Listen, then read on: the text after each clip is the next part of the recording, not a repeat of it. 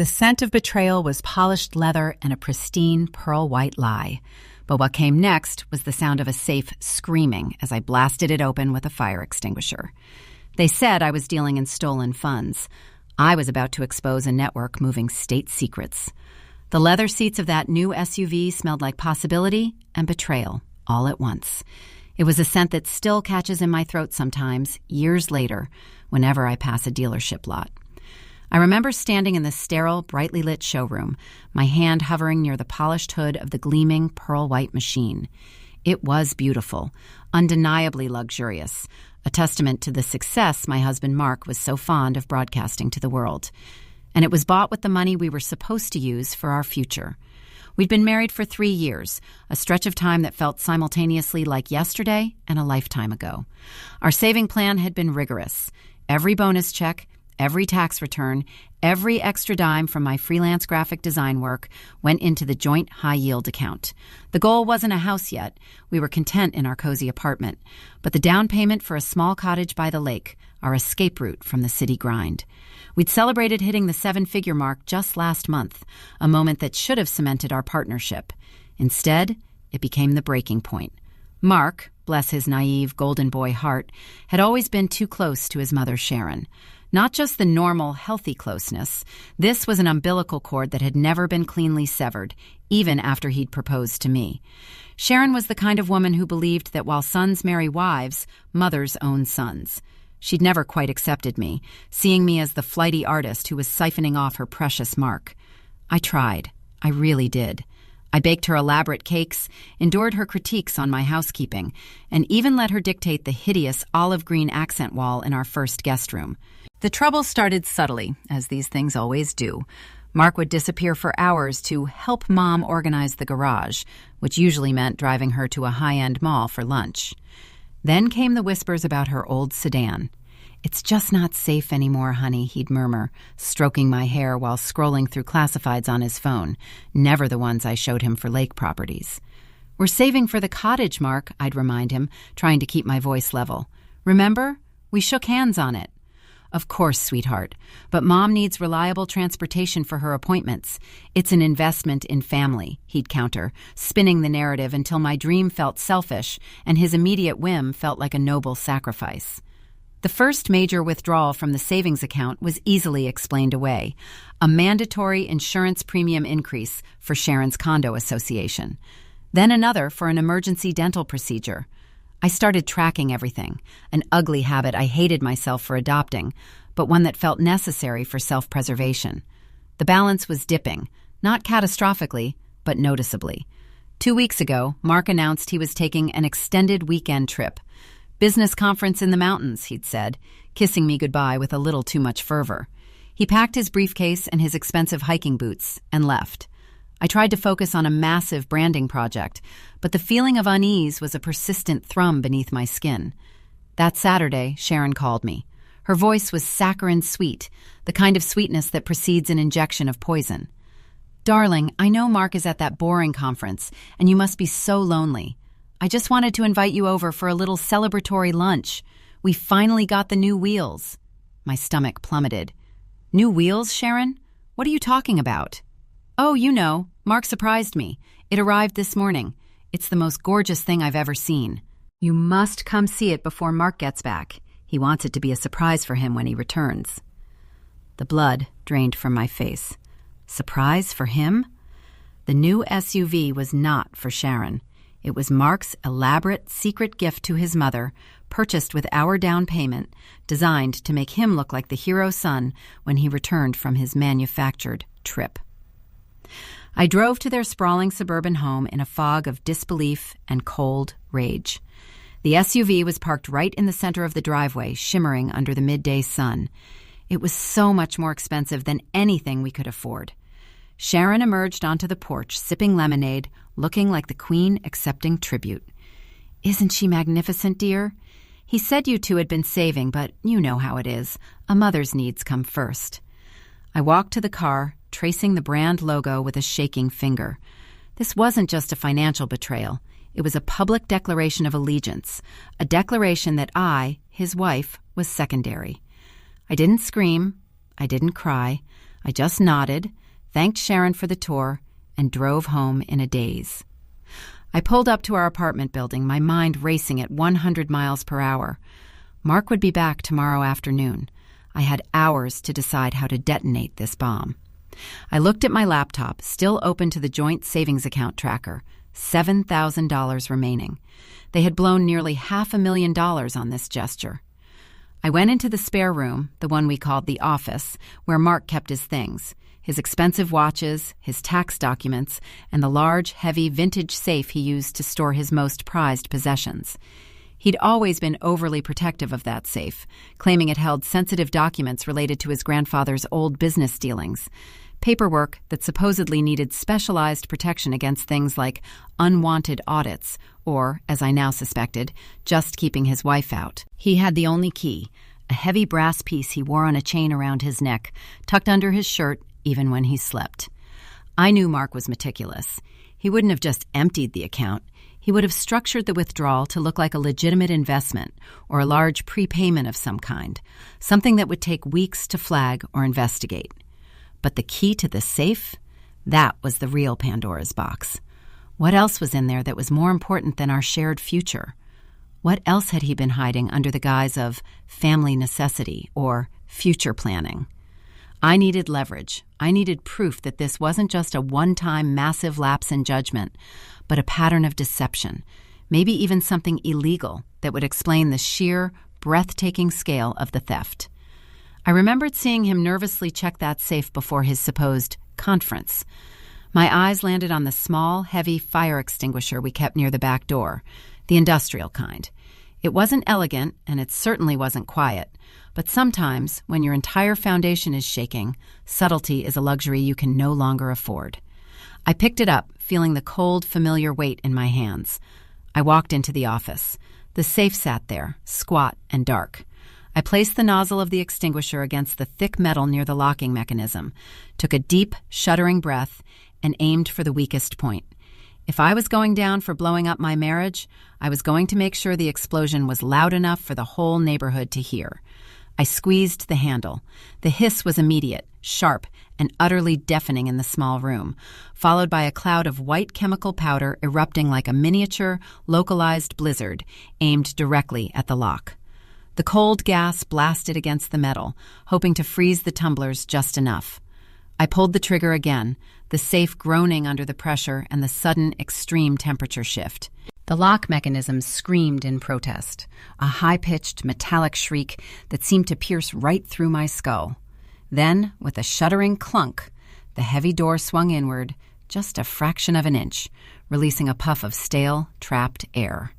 I coughed, wiping the powder from my eyes, and jammed my fingers into the gap, pulling the door open the rest of the way. Inside, there were stacks of financial papers, yes, but beneath them, nestled on black velvet lining, wasn't a collection of old bonds or deeds. There were 3 thick, unlabeled manila envelopes, each sealed with heavy-duty institutional tape, and sitting right on top of them, a small, pristine velvet bag I recognized immediately. The one Mark used to carry his expensive gold-class ring from college. But inside the bag wasn't the ring. It was a small, very official-looking laminated ID card, and next to it, a sealed envelope addressed simply to legal counsel. I snatched the ID card. It wasn't Mark's face. It was an older man, severe-looking, wearing a uniform I didn't recognize. Below the photo, the title read, Senior Analyst, Strategic Oversight Division, and stamped beneath that, in stark red ink, Do Not Question. Just as I was about to tear open the sealed envelope addressed to the lawyers, the sound of keys rattling in the apartment door lock froze the blood in my veins. Mark was back, a full 24 hours early. The rattling of the keys stopped abruptly, replaced by the sound of the deadbolt sliding home. Mark wasn't just coming in. He was securing the perimeter. He must have noticed something immediately, the blast of white powder clinging to the carpet leading from the office, the faint, acrid smell of discharged chemical coolant, or perhaps the slight, telltale sag in the safe door that suggested it had been forced open, not unlocked. My heart hammered against my ribs with the frantic rhythm of a trapped bird.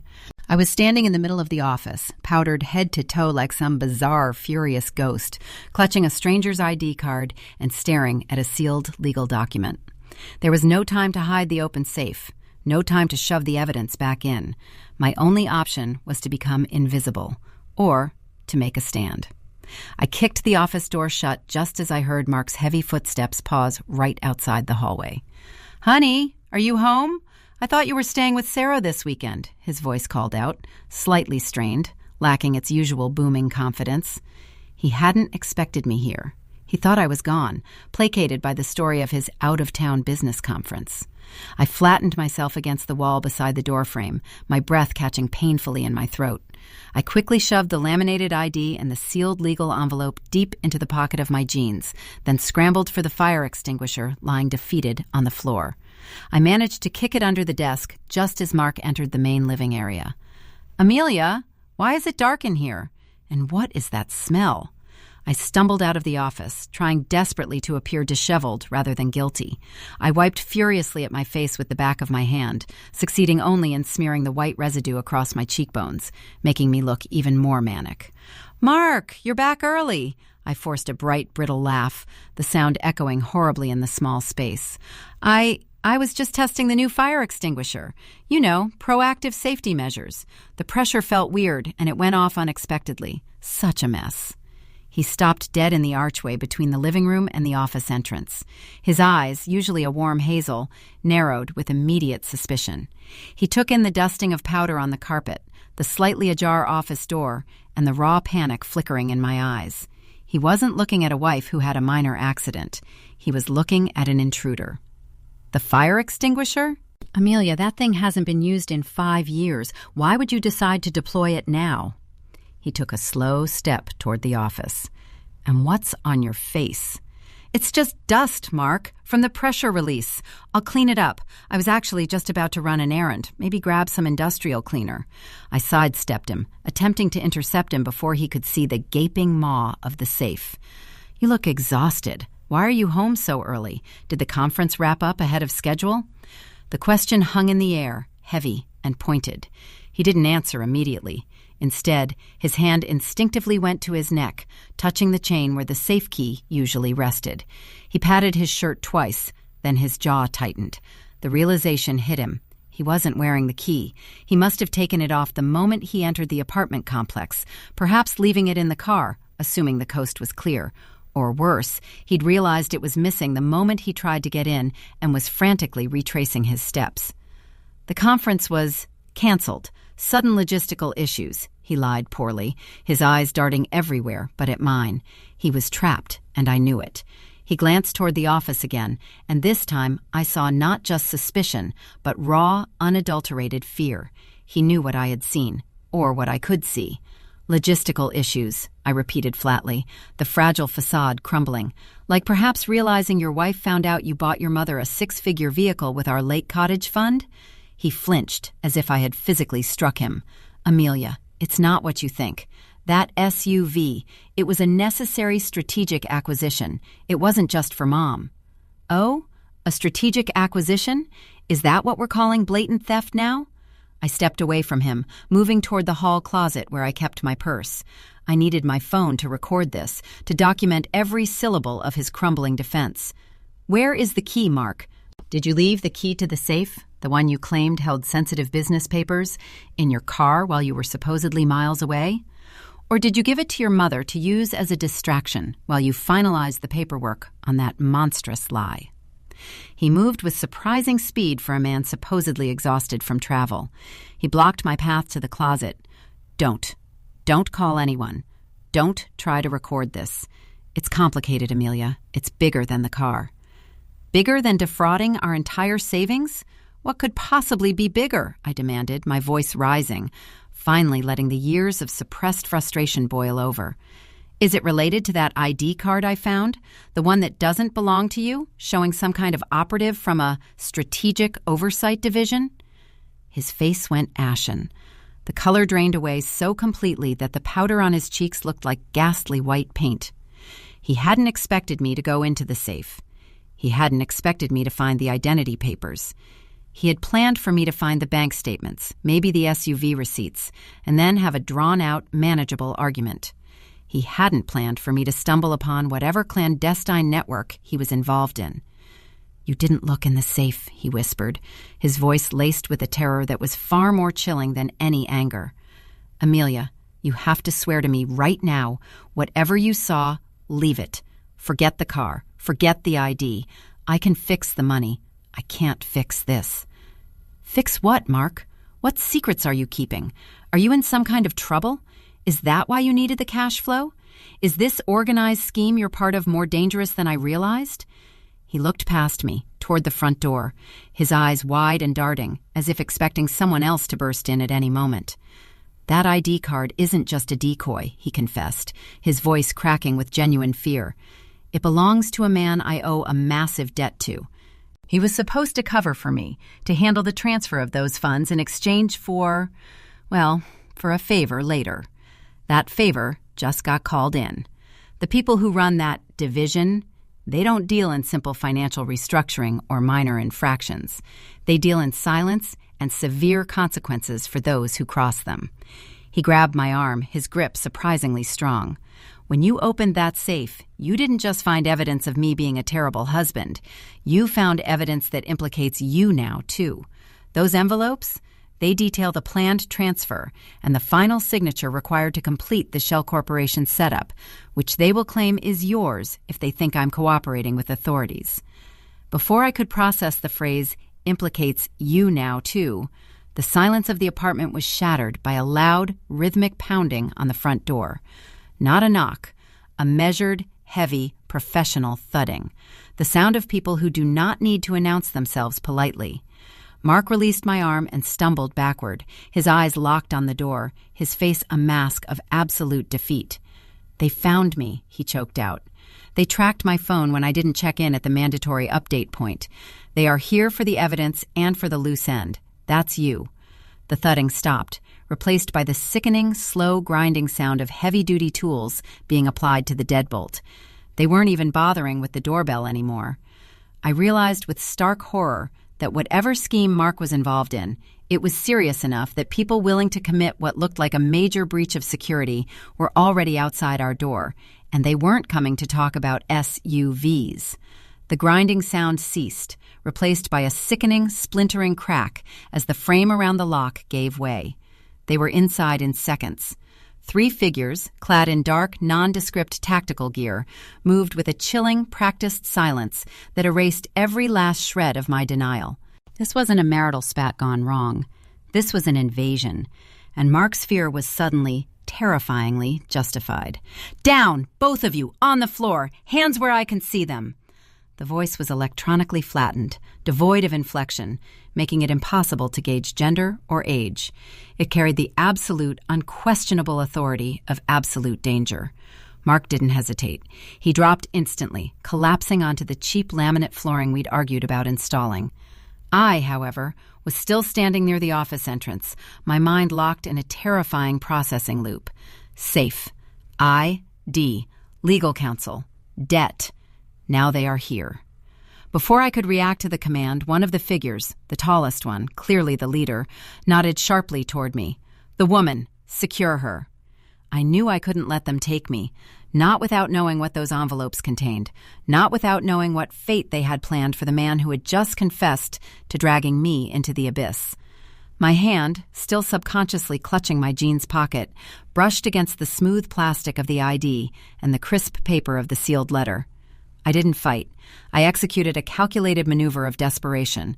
I spun away from the man who was moving to grab me, not toward the front door, but back toward the office, using the desk as a brief shield. "Mark, the key!" I hissed, a desperate, primal appeal. "Where is the key?" Mark, eyes wide with terror on the floor, only managed a strangled shake of his head. "It's gone. They took it when they came in. They knew." This meant they weren't just reacting to a tracked phone signal. They had inside knowledge of Mark's immediate movements or inventory. They knew about the safe. They knew about the key. The leader barked another command, louder this time, directed at his subordinate. "Forget the physical evidence for a second. We need to confirm the wife's involvement. Check her pockets, now. I had seconds. If they found the ID and the sealed letter, the game was over. They would simply confirm what they already suspected, that I was either complicit or a highly inconvenient witness. I lunged for the open safe, an act of pure, chaotic defiance. My hands scrabbled through the remaining papers, ignoring the heavy scent of chemical powder, searching for something, anything, that could buy me time or give me leverage against the real threat. My fingers closed around a slim metal object hidden beneath a stack of investment statements. It wasn't a weapon, not in the traditional sense, but it felt heavy and crucial. It was a specialized encrypted USB drive, the kind favored by people who prefer their secrets digitally isolated. As the operative closed the distance behind me, I didn't pause. I didn't even look at Mark, who was now being roughly pulled to his feet by the second agent. Instead, I snatched the USB drive, whipped around, and jammed it with blinding speed into the USB port of Mark's high-end laptop, which was sitting open on the desk, still logged in. "If you touch me, the upload starts," I screamed at the approaching operative, pointing wildly at the screen. "I have access to his main network backup. You touch me, and everything he's been hiding, all the transactions, all the communications with that analyst, it gets mirrored to 3 external servers hosted outside this jurisdiction." It was a bluff.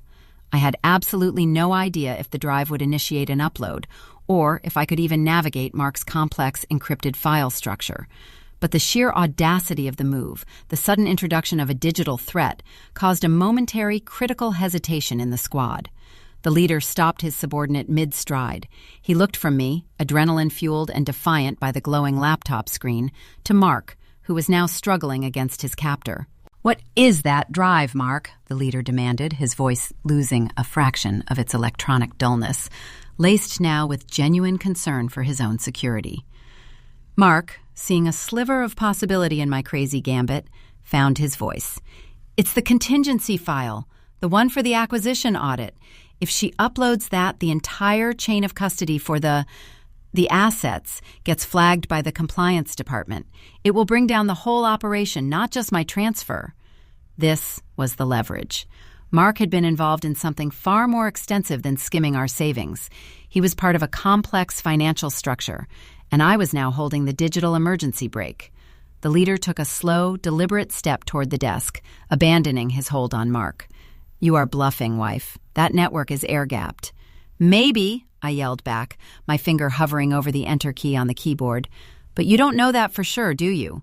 You don't know if he's been sloppy. If this network isn't air-gapped, then in 5 seconds the entire organized scheme you're protecting is exposed to a full internal review."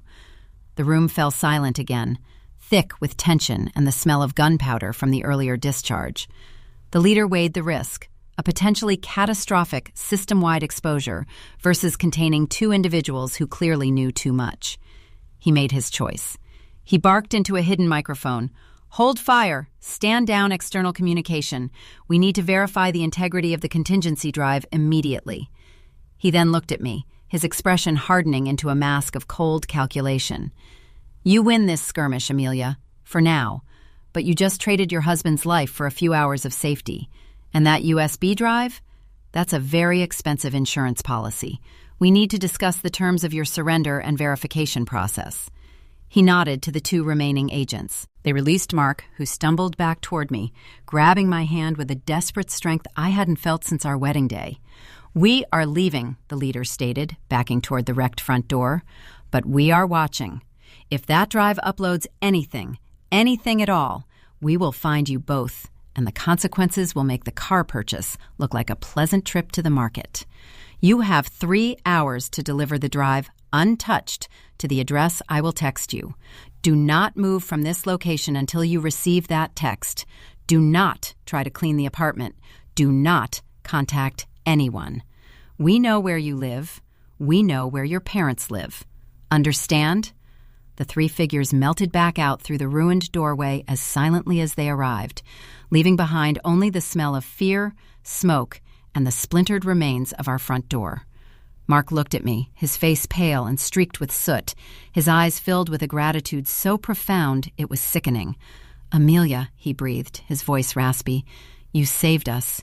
You actually saved us."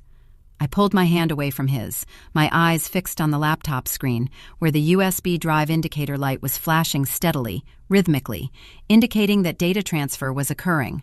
My bluff hadn't been total. Something was uploading, even if I didn't know what. Saved us? I echoed, looking down at the incriminating ID card still clutched in my other hand. Mark, I just committed professional espionage against an unknown, heavily armed network because you bought your mother a status symbol. We have 3 hours before we either become martyrs for your secrets or we disappear forever. And I just realized something vital. I turned to him, my expression grim. That man, the analyst whose ID I'm holding, he was supposed to cover your transfer, but you said he was just an analyst. If he's connected to people this serious, then the only reason he would have needed a payoff is if you were handling something much, much worse than just moving money. Mark, what were those envelopes you hid under the ID? What were you actually transferring for this organization that required illegal transport and high-level operatives? As if on cue, my phone buzzed violently in my pocket. It was a text message from an unknown number, accompanied by a GPS location pinpointing a derelict warehouse district 20 miles across town. The message was a single, chilling line. Deliver the drive and bring the man who betrayed the arrangement. The text message felt less like a directive and more like a timer set to explode. 20 miles, 3 hours. The weight of those parameters settled over us like a suffocating blanket. Mark looked utterly broken, staring at the flashing USB light on the laptop as if it were a ticking bomb connected directly to his heart. The envelopes, I repeated, my voice dangerously steady despite the tremor running through my limbs. You lied about everything. This isn't about a few misplaced savings or a new car for your mother. This is about something dangerous. Tell me what's in those envelopes, Mark. Now.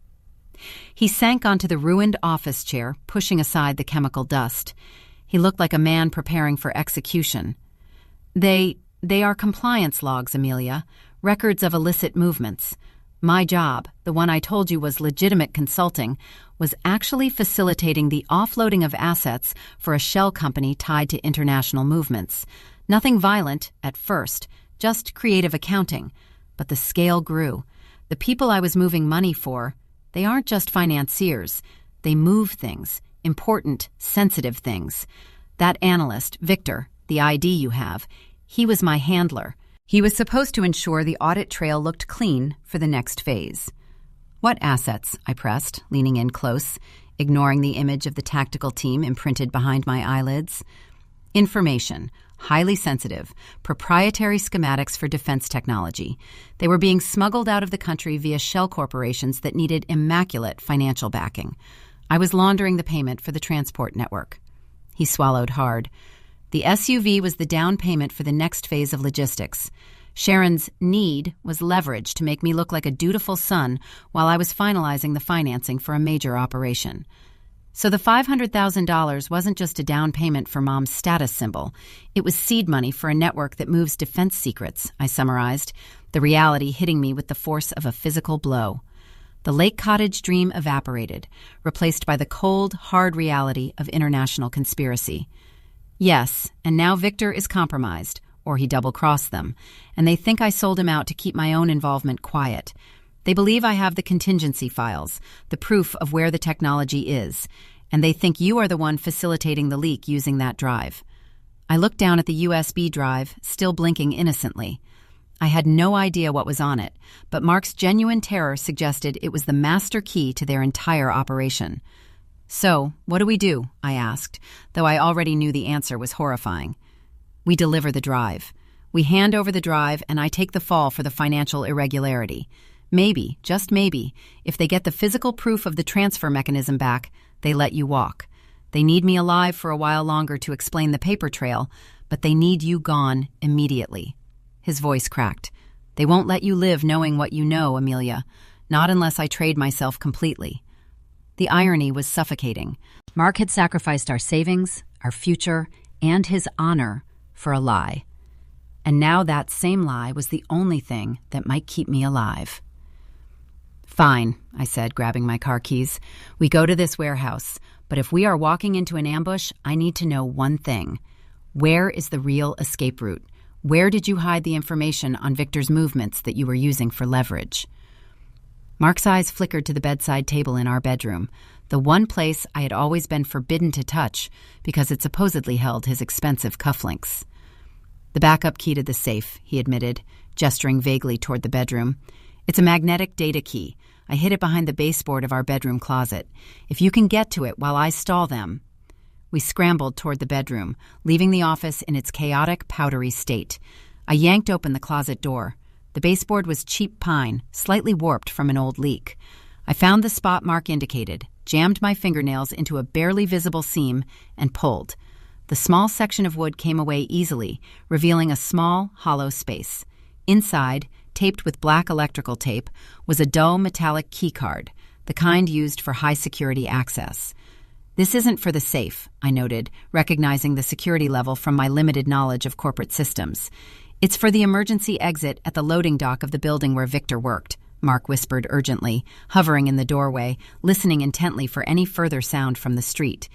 It bypasses all central security sweeps. If we get there, we can access his personal terminal and download the real evidence, the proof that they were the ones setting us up to take the fall.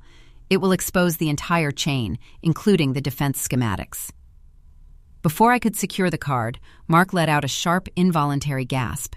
He clutched his side, his eyes widening in sudden agony. "Mark? What is it?"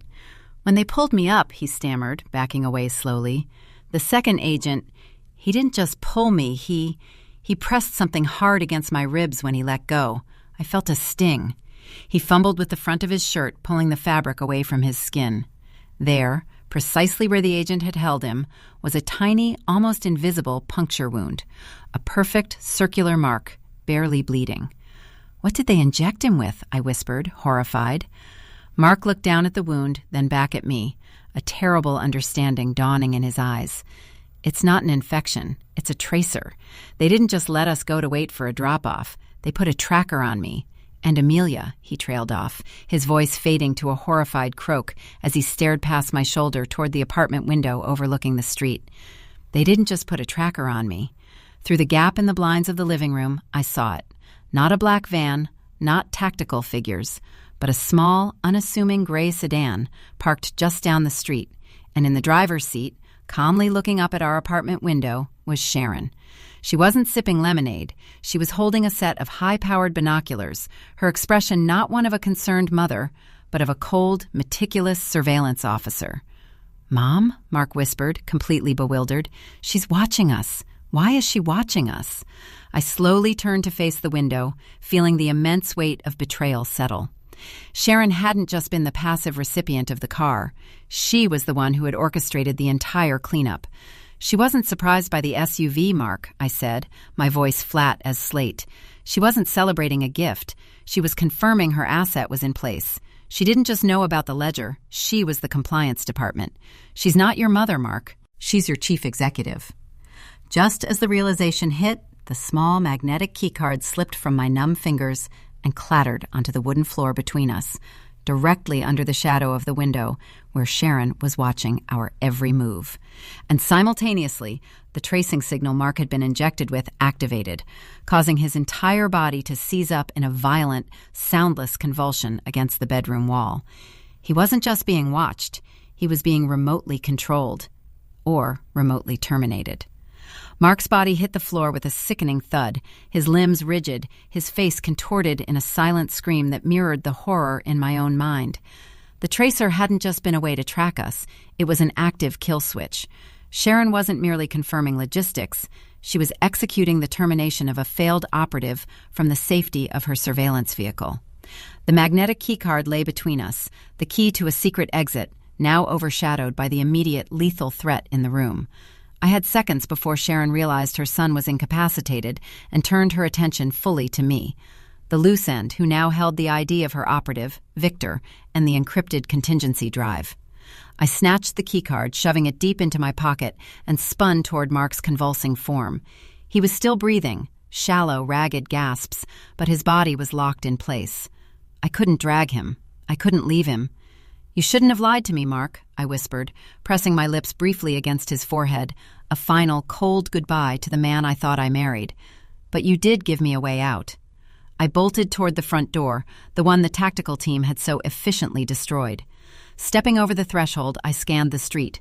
The gray sedan was still there, Sharon's silhouette fixed in the driver's seat, undoubtedly watching my exit through the broken lock. She saw me leaving, saw my desperation, but she couldn't stop me without exposing herself or confirming the identity of her surveillance team.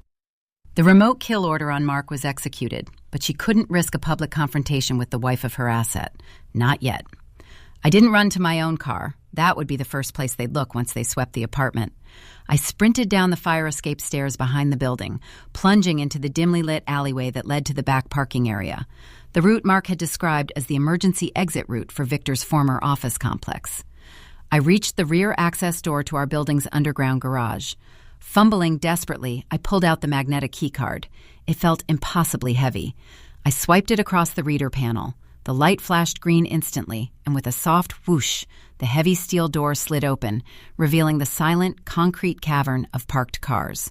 I ran toward the service elevator, bypassing the main entrance entirely. I needed to get to the highway and disappear, but first I needed insurance against Sharon and her silent network. Reaching the elevator, I pulled out the USB drive, the one that supposedly held the contingency file and was causing such panic. I pulled my phone from my pocket. I didn't have time to go to the remote servers Mark had mentioned. I only had time for the fastest, most explosive dissemination possible. I plugged the USB drive into my phone via a small adapter I thankfully kept for transferring client files. I opened the drive. It wasn't a complex corporate archive. It was a single, massive, highly compressed video file, labeled ominously, Final Audit. I didn't watch it. I didn't dare. I opened my email, bypassed all my usual filters, and addressed the message to the most powerful, publicly visible watchdogs I could think of. Investigative journalists known for high-profile corporate exposure, several major international regulatory bodies listed in my old contacts, and ironically, the general public via a secure link. I attached the entire video file. No explanation, no narrative, just the file. Then I typed a short, single sentence into the body of the email. Witness the collapse of the Strategic Oversight Division. Assets transferred, defense schematics. I hit send. The transfer bar crawled agonizingly slow, the upload fighting the poor cell reception in the concrete bunker. Every percentage point that loaded was a potential life saved, a potential future reclaimed. Just as the upload hit 98%, I heard the muffled sound of sirens in the distance, growing rapidly louder. They had found Mark. They had realized I was gone. With the final chime confirming the transmission was complete, I ripped the USB drive from my phone and smashed it against the concrete floor with the heel of my boot, until the plastic casing shattered and the tiny circuits were pulverized. I stepped into the service elevator, swiping the magnetic key card again, sending me up to street level, several blocks away from my apartment building. When I finally emerged onto the unfamiliar street, blending into the evening rush hour crowd, I didn't look back. My phone buzzed instantly. It wasn't Sharon this time. It was a news alert. Breaking. Unverified but explosive video leak alleges major international defense procurement fraud involving anonymous corporation. The foundation Mark had built his betrayal upon, the network built on illicit finance and government secrets, had just been digitally detonated by the wife he'd bankrupted. I walked away from the chaos, just another face in the crowd, financially ruined, but alive, carrying nothing but the knowledge that I had survived the man who bought his mother a car with our dreams, only to discover that his real transaction was far more deadly. I had traded a cottage for freedom, and the silence of the open road ahead was the loudest form of victory I could have imagined.